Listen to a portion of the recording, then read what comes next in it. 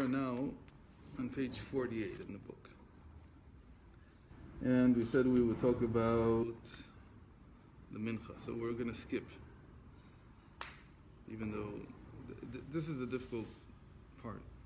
It's how Yaakov combines Yitzchak and Abraham.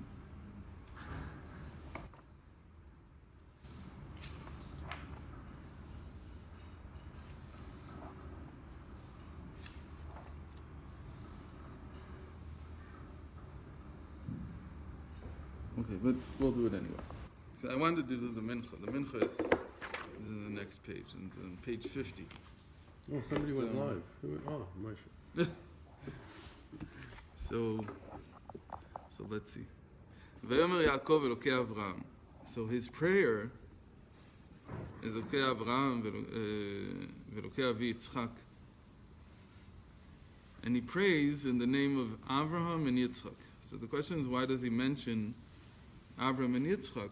So simple explanation is that Yaakov is already he already is a scion. He already has some forefathers that he can depend on and depend upon their work.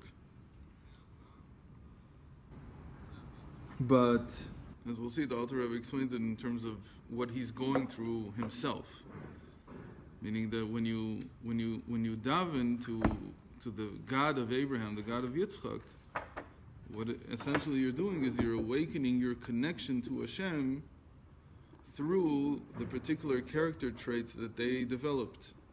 And as we know, that every Jew has a part in Abraham and Yitzchak, meaning something from their character traits, from their chesed and gvura, from their loving kindness and might, goes into the spiritual makeup of every one of their offspring.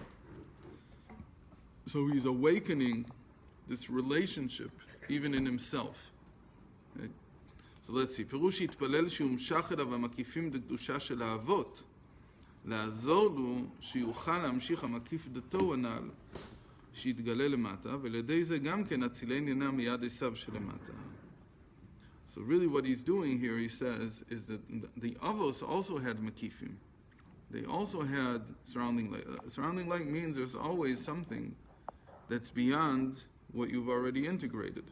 There's something beyond. So when you say Elokei Avraham, so you're talking about the light of Hashem that surrounds Avram. That's like the picture. Which he hasn't incorporated. Which Avram didn't incorporate. It's always like the person is always, Hashem is beyond. He's always beyond what I can understand, what I've integrated. Always. But that's a given, right? Yeah. For everybody. Except that it's a certain aspect. So when you say Elokei Avraham, Avram is chesed. So the higher than Avram is chokhmah, is wisdom. Mm-hmm. And then the same thing would be true about Elokei Yitzchak. Yitzchak is gvura, Yitzchak is bina. So when you say Elokei Avraham, Elokei Yitzchak, one way of thinking about it is that I'm talking about chokhmah and bina. It's one way of thinking about it. But it's more than that, and hopefully when we wind it up on... Why does it say Elokei? Elokei. Why Elokei? No, why does it say, because it's saying, okay, because back then it wasn't complete. Meaning he himself, as Yaakov, he can't yet talk about his God. Okay? But it's just Elokim. Why? Because he hasn't yet finished developing his character trait. He hasn't yet finished his tiferet. He hasn't finished it yet. Once it's complete, we can say Elokei Avraham, Elokei Yitzchak, Elokei Yaakov, because he's already completed that rectification, that tikkun. But he himself, he's still in the middle of this work. So when he's talking to Hashem, he's mentioning the schus of his forefathers. By the way, his forefathers never mentioned the schus of one another. And they never said Elokei Yitzchak or Elokei Avraham, except for one time where Yitzchak, I think, says Elokei Avraham Avi. I think he says that one time. But in general, they didn't daven in the merit because they were so different from one another that it was almost impossible for them. But here, Yaakov, who's the culmination and the unification of these two different character traits of loving kindness and might, so he can mention both of them because he knows how to combine them together. But Avram or Yitzchak, they were just diametrically opposed. So they couldn't fathom that Hashem was the way that their father saw him. It's a very interesting thing. In the first two generations, that's a big problem. They can't. Avram certainly doesn't think that, even though he says it, okay, terach avi. It's almost impossible for him to see Hashem as Terach's God, because even Terach? Terach is Avram's father. No, I understand, but who's Terach? He's an idolater, and even though secretly he did tshuva, said it, but he never publicized it. It's a question whether Avram was around. And even Yitzchak, who has Avram, he still can't use Avraham as an example, as an exemplar of what it means to serve Hashem, because it's so beyond him, it's so different than the way he did. We usually say this, because Avram and Yitzchak are on the right and the left,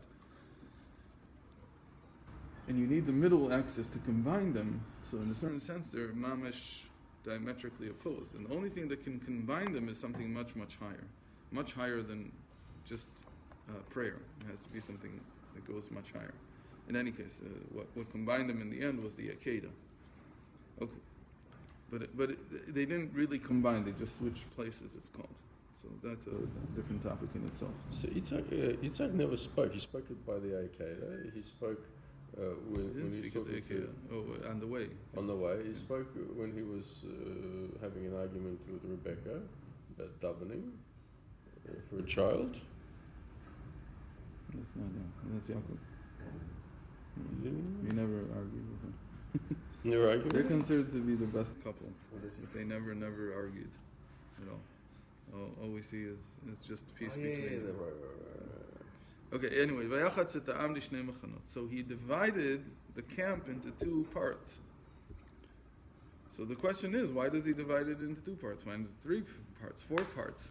Whatever you want, but why are you stopping at 2? But so it must be that this is a remez, must be some kind of allusion to Avram and Yitzchak, because they're the right and the left. So he's dividing the camp into 2. He's projecting his connection with Hashem onto the camp, that it goes through 2 different sides. הנה הטעם שחלק לשני מחנות דווקא, why not the 3 or 4, יובן על פי הקדמה ידוע שעיקר ההפרש בין עולם התורה לעולם התיקון, שבעולם התורה היו הספירות מפורדים זה תחת זה, אבל בעולם התיקון הם בציור קווין, דהיינו ג' קווין ימין ושמאל ואמצע, שהקו האמצעי הוא המחבר ומייחד גם כן שני הקווין ימין ושמאל, להיות מתכללים יחד, כי ידוע התפארת הוא הממוצע בין חסד וגבורה ומחברם יחד, ולכך ישראל שהם בבחינת התיקון אומרים ג' פעמים קדוש דווקא. So what's the idea here? That he himself, we said he's the middle axis. And what he's doing now is he's showing that he has the ability to combine the left and the right. That he's the Bachir Shabavot. He's the most chosen of the patriarchs because he's the third. And because he's the third, he can combine the left and the right together, which is not the situation when you're talking about Tohu. We said that Esau represents the chaos, the lights of chaos.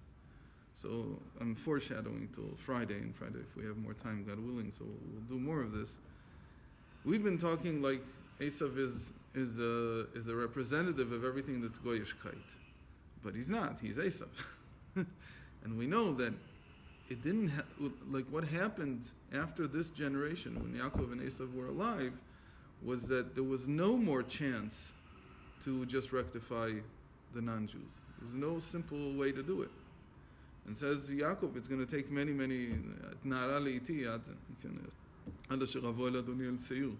going to take me a long, long time until we're ready to meet again. So Esau is a special character, and we mentioned this probably along the path somewhere. By Chazal, he's called Israel Mumar. He's called a Jew who ascribes to forbidden practices. He went off the derech, okay? But in a very strong way. That he's a mumar lidvar avira. It means that he's converted himself into that, not in the sense of conversion, but in the sense of he's completely obsessed with that forbidden practice, whatever it is.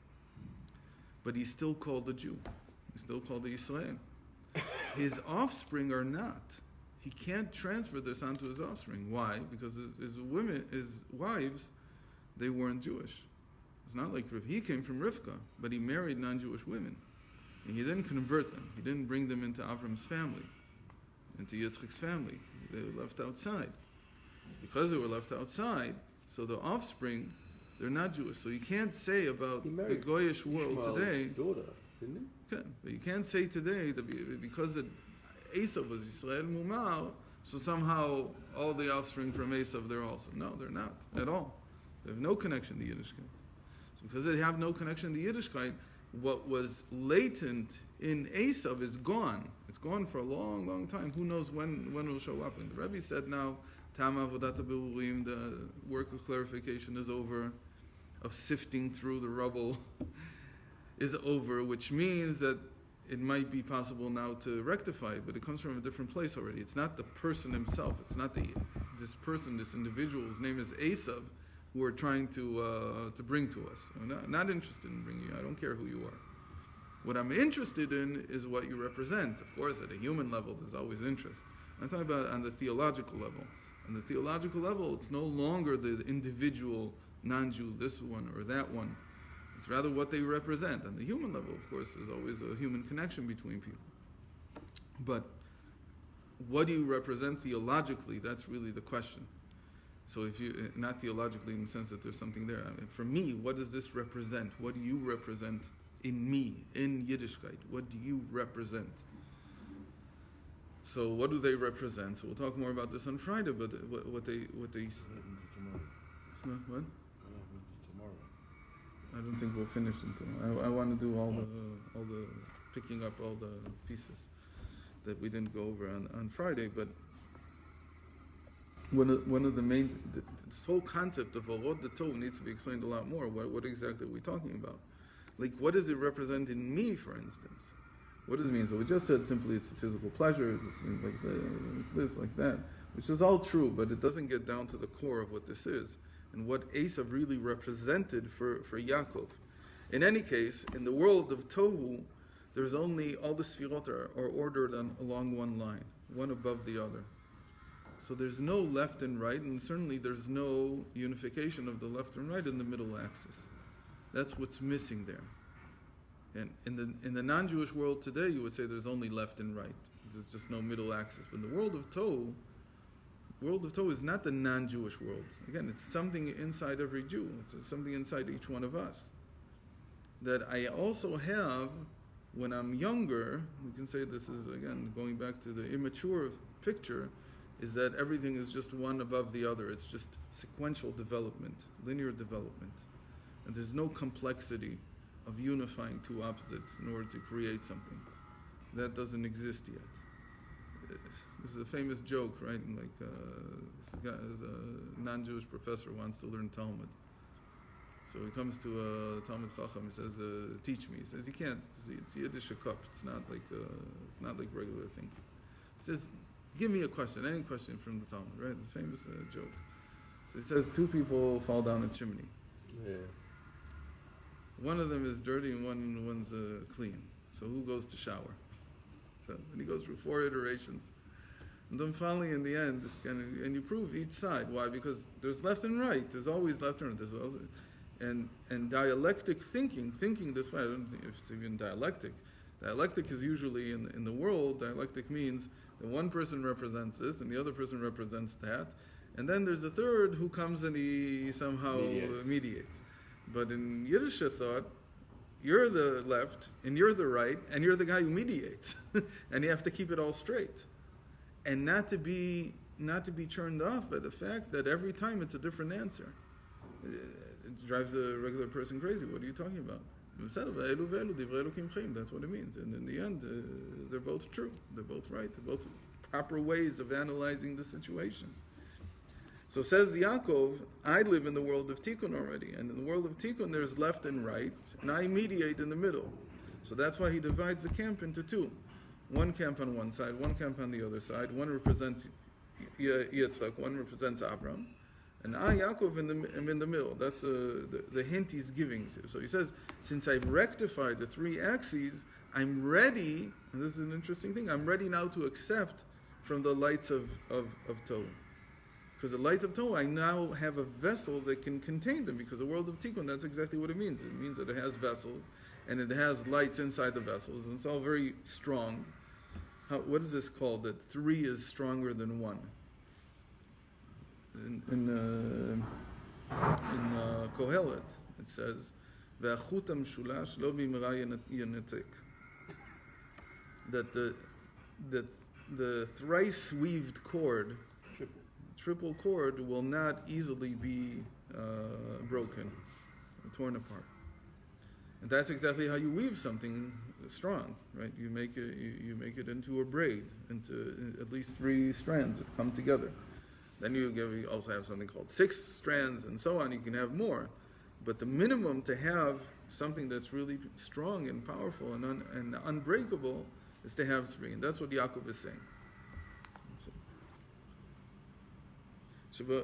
So that's a special sgula that the Jewish people have, and that's why we say 3 times kadosh kadosh kadosh, 1 to the right, 1 to the left, and 1 in the middle.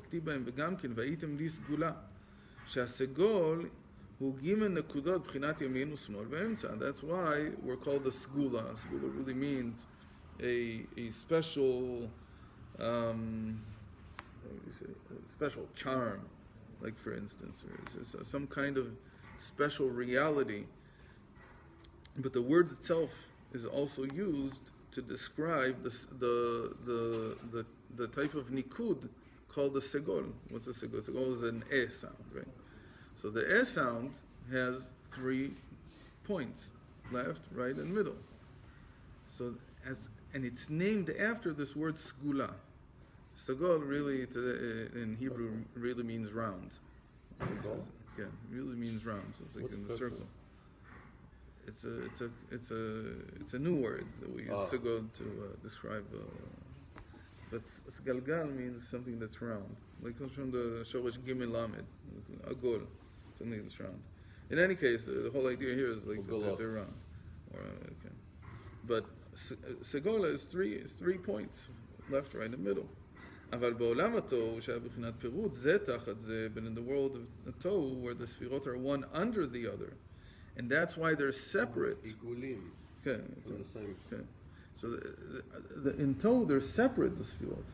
This is a big deal, because when you're separate, when you only see what's above you and what's below you, and you have no dialectic, so you're something special, you're something unique. How do I mean that you're something unique? That's why all the problems in the non-Jewish world are between the generations and not inside the generations themselves. We talked about this once. But there's a theme that's common, and people have researched this, that in Yiddishkeit, the problems the people have are intergenerational. It's strong fighting between the different sides inside the generation.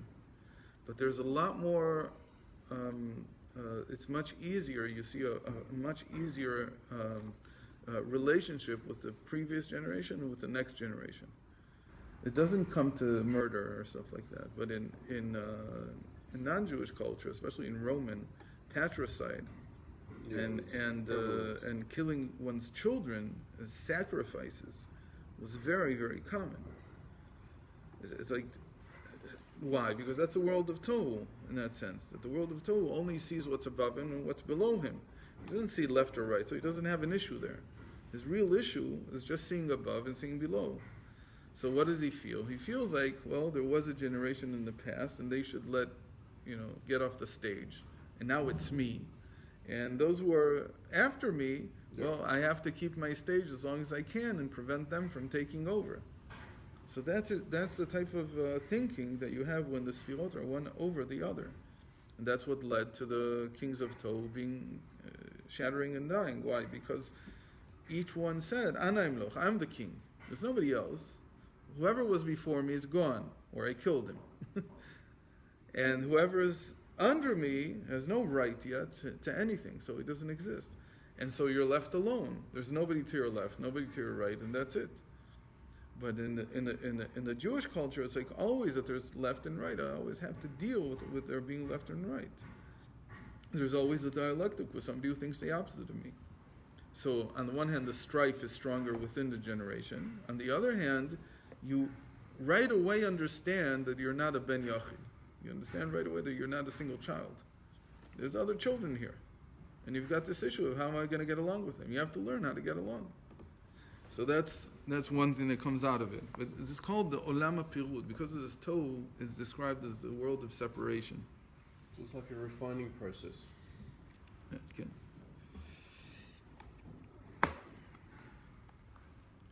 רק בחינת שני קווים שהחסד הוא בפני עצמו והגבורה הוא בפני עצמו.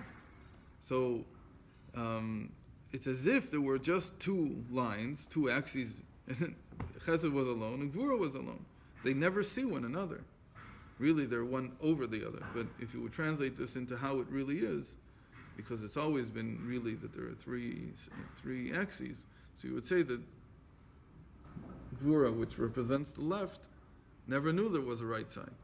And Chesed, which represents the right, never knew there was a left side. They just don't know about it. וכמו שכתוב באור הדברים במקום אחר שהעניין הוא לפי שבתו היו האורות מרובים והכלים מועטים ולכן מצד קוטן הכלי לפי ערך האור על כן אין הכלי יכולה להכיל שני הפכים חסד וגבורה יחד. He says there's another reason for it. Why? Because really they're always, in a certain sense, they have left, right, and middle, all the sfirot. Meaning they're either on the right, they're either on the left, or they're in the middle. But it's like immaturity. That the vessel is still small. Because the vessel is small, so they can't fathom that you might contain two svarot, two different contradictory explanations of a situation. They can't fathom it. It's like a little child who, whatever he thinks right now, that's all there is. He can't see the other side. And this is the biggest issue that teenagers have, right? Because when you're a teenager, basically you're already, on the one hand, somewhat mature enough to understand that there's another point of view.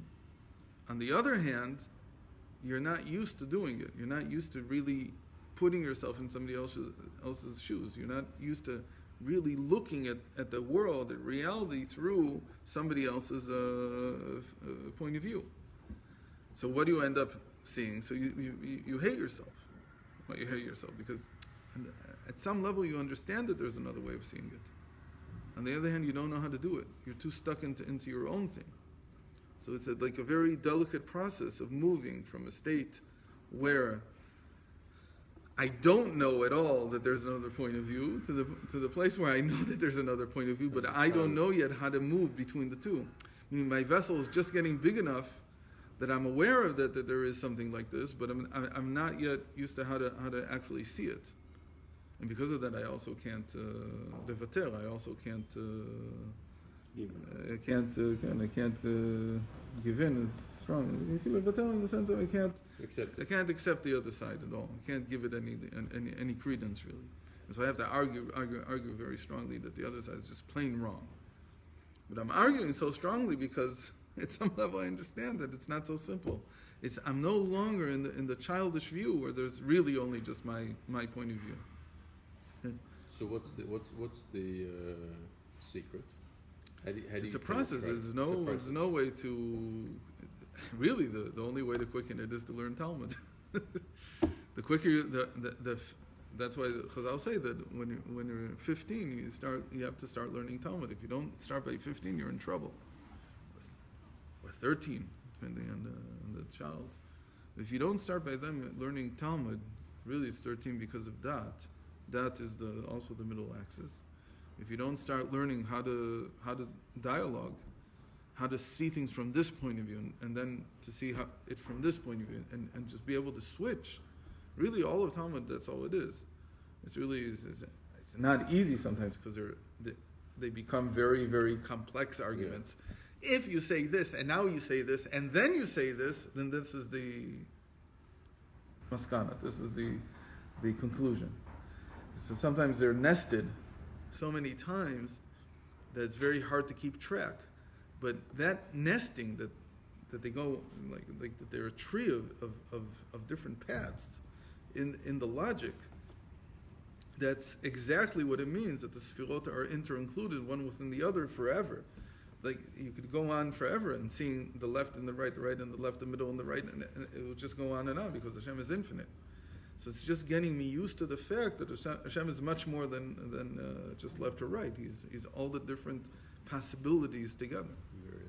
So you have to learn some kind of. That's why women today also need Talmud. You can't accept that. The problem is that you have to be able to. That's exactly what they meant when they said datan kala. They said datan kala because women used to not be able to nest. They weren't able to nest their argument back and forth a few times. Why? So what it means to have a small dot. Mm-hmm. That's exactly what a child is. Like the dot didn't develop. So why didn't it develop? So there's a big question. Did it not develop because you didn't teach the person? Or did it not develop because it's innately not developed? It's like a beit savet al nagot. It's like a chicken and an egg. Okay. What happens if you do teach them? So will they have the intellect? It's down. If I just take a guy off the street and start teaching him Talmud, he's going to give up after an hour because he's not used to it. He doesn't know how to think this way. But slowly, over time, that develops. It gets stronger and stronger until it could be that he's the best Talmudic logician ever. But you wouldn't know that off the street. Okay. Anyway. So that's a question in itself. But you have to learn Gemara in order to develop this type of thinking. But women have a much better ability to hold on to facts than men. It's not facts. It's points of view. Right. It's according to a certain way of thinking. But in terms of nesting, like they can think of different scenarios in the past and they can remember all the scenarios simultaneously. That doesn't mean he sees 2 points of view and he keeps them straight. It's completely different. That's like just having a memory. It just remembers everything. Everything is here, flat on the surface. That's like olam hatov. Everything is at the same level. Everything is just what I see in front of me. To have this ability to see the complexity from this point of view and that point of view, and if you switch from here to here, what happens to the argument and so on. Again, it's just something that develops. It's not. Some people have it immediately. By the way, lawyers are all this.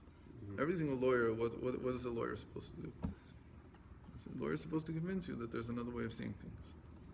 And even though you thought you knew the reality, I'm going to explain it to you now in a different way.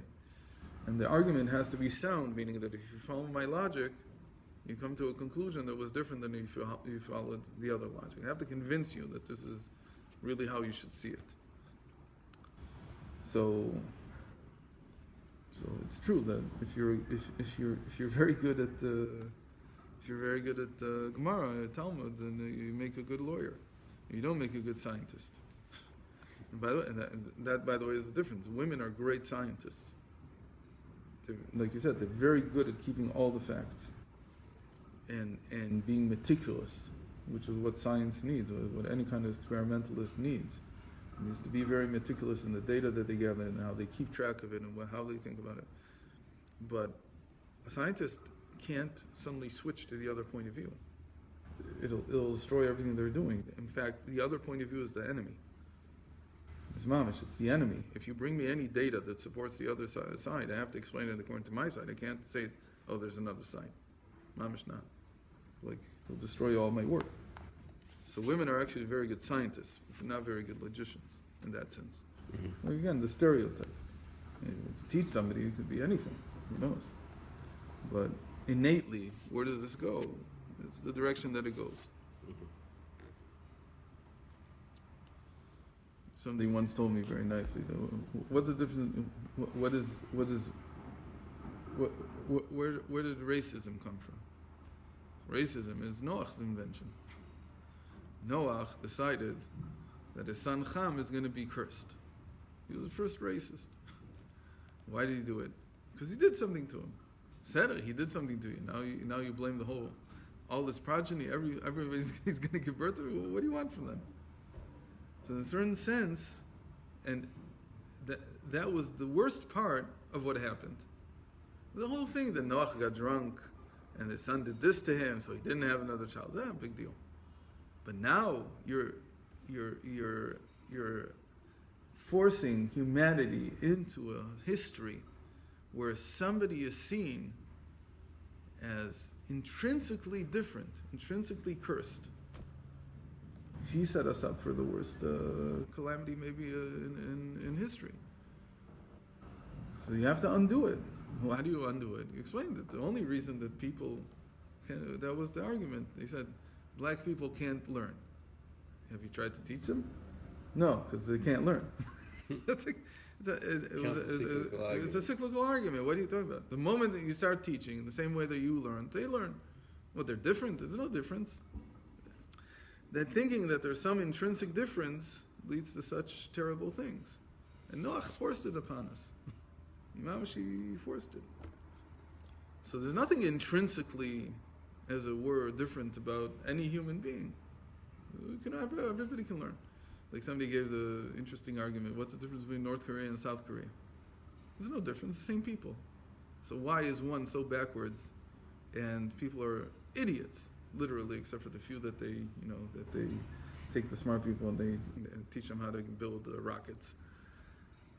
And South Korea is like Samsung and it's LG and it's all these companies, the free enterprise, and what's going on? It's exactly same families, exact same families, same people, because it's probably more about the nurture than about the nature. If you change the nurture, suddenly people become normal. Oh, wow, look at this. He has a brain. I didn't know he had a brain. So is the same thing true about men and women? So at some level, yes. At some levels, no. Meaning there is some physical difference. You can't say the men and women are the same thing. Physically, they're different. How much does it affect the mind? Say them. So there's a lot of research and a lot of attempts to understand. In the end, if you teach a woman Talmud, will she understand or not understand? Nope. Like men, some of them do, some of them don't. But is there something intrinsically different? We said that there must be something intrinsically different. So what we're saying is that naturally they're better at something else, a different side of things. And men are naturally, you take a percentage of the population, there would be a difference. But as time goes on, and people get used to the fact that women can also learn. So it's like with racism, in a certain sense, these things drop away. They become unimportant. Why? Because in the end, there's only a certain percentage of the population anyway that's good at these things. So in the end, it sort of evens out that it's 50-50, really, men and women. There's no real difference.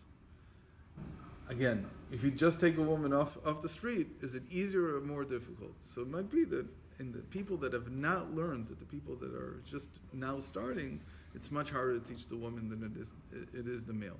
But once people have risen above this, so maybe there's no difference already. Maybe it only affects the beginning, the initial stages of the mind's development.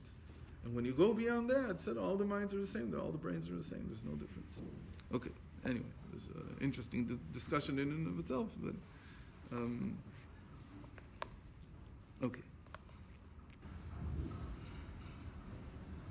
Sorry for hijacking. I think I hijacked myself. So he says, Misha sichlo katan lo yachil shnei hafachim klal. So an immature person, a young person, can't contain two opposites at all. Ela im yateh sichlo lischut lo yimtza shum sechel lechov. If you teach him, if he sees the side where you say that the person is guilty, he can't see how he might be not guilty, innocent. When he's in, the sign of immaturity is that you can only see your argument. You can't see the other point of view. The same thing happens in the heart. That if he feels animosity towards somebody, that's all he'll feel. And if he feels love and caring for somebody, that's all he'll feel. And does it mean that he can't move between the two? Yes, he can move.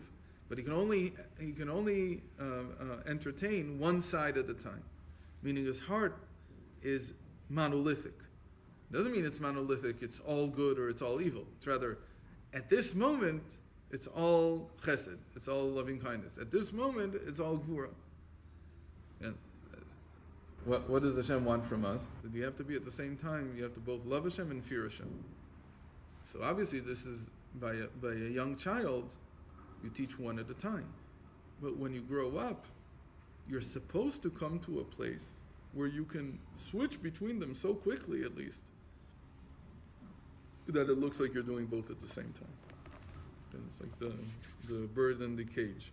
On the one side there's a bird, on one side a piece of cardboard there's a bird, On the other side, there's a picture of a cage, and you turn it around on a stick very quickly, and you see the bird inside the cage. So the same thing is true here, that even if you can't fully integrate and have both love and fear of Hashem at the same time, so you should at least be able to move between them quickly enough so that it looks like they combine. It looks like they're in the same time. Why? Because Hashem wants you, because they're continuous mitzvot. You have to feel both of them at the same time. Continuous mitzvot means that they're constant commandments, they're always applicable. So how can you both have love of Hashem and fear of Hashem at the same time? How you can say Hashem is God and there are no other gods, that I understand, because they're just flip sides of the same argument. But left and right is the most difficult. I'll say something more about this. The sense of direction develops in a person in stages. So what's the first thing in direction that we have? Left and right. No. No? The first thing, up and down.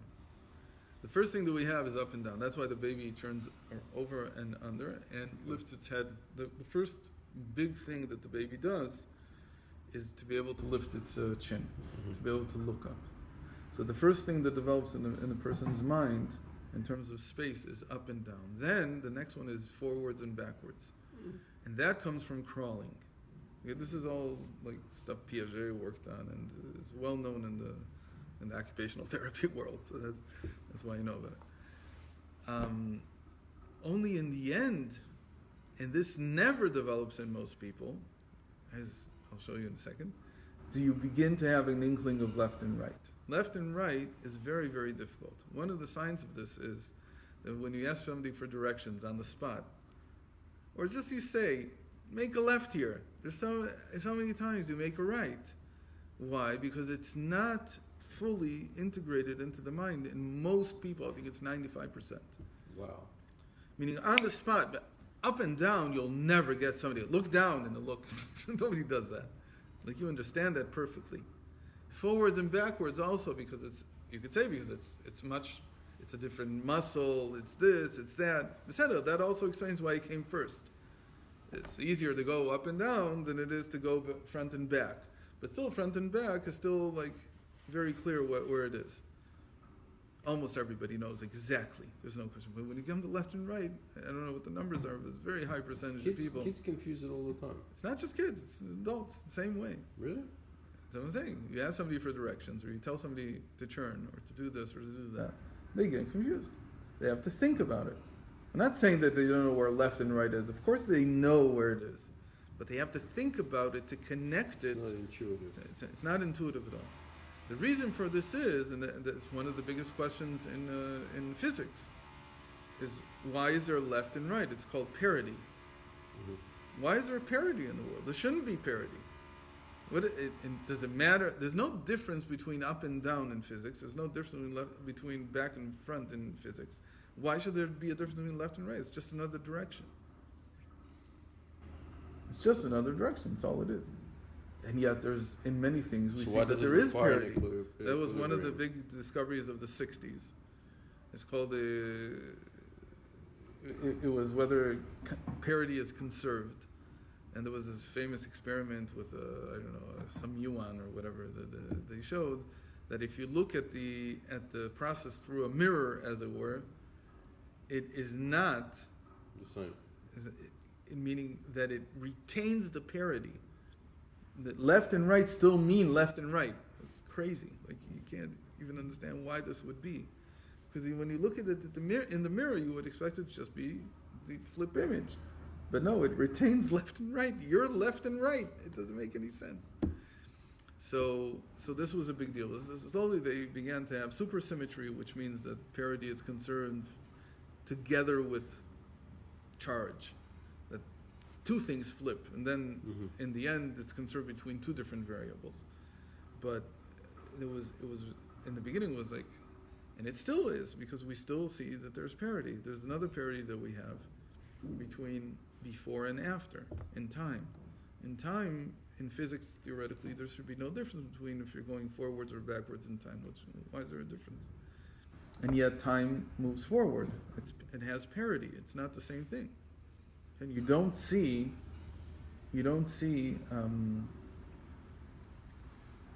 water in a glass becoming an ice cube. You never see that, in fact. It's not like, I'm not talking about whether you can play the movie backwards and see it happening. That's exactly conserving parity. Because you're saying, you never see something like just an ice cube forming. It doesn't form that way. All the ice in the glass will become, all the water in the glass will become ice. We'll just have a big popsicle. But according to physical laws, there's no reason why that shouldn't happen just as much as a glass, as an ice cube. Because it can't take becoming a water. form. It's not even a question. How can something take a different form without? So that's what we call entropy. What you're talking about is exactly one of the explanations why there's this time arrow. It says entropy. Form is information. It's a higher level of order, and therefore, and since entropy always decreases, you never see form being created out of nothing. But that's just another way of phrasing the same question. Why is entropy always decreasing? Okay. Well, you just explained it according to some other concept. But it comes to the same place, which is why doesn't it go backwards also? Why does entropy increase suddenly in the universe? What causes that? So there's a parity between... Because all creation comes from a source. Okay. There's a lot of attempts to explain it. There's different explanations. None of them are very good. We don't know why. But in the end, there's parity. So this left and right is a very difficult concept. So what we have here is that the child, as he's growing up, the most difficult thing, and that's the thing you have to work on the most, is to explain left and right. So when you take these terms, left and right, and you nafshit them, you essentialize them. You look at their source. What do they really mean? So eventually you'll come to the conclusion that left is loving kindness, and right is might, is strength, is gvura, and that these are the ultimate representations of what left and right are. And then you begin to understand, because it's really a process that happens in the heart. It's something about emotions. Left and right are not just directions. They represent something much, much deeper than just directions. So love can never encompass all? They combine in some way, but they are separate.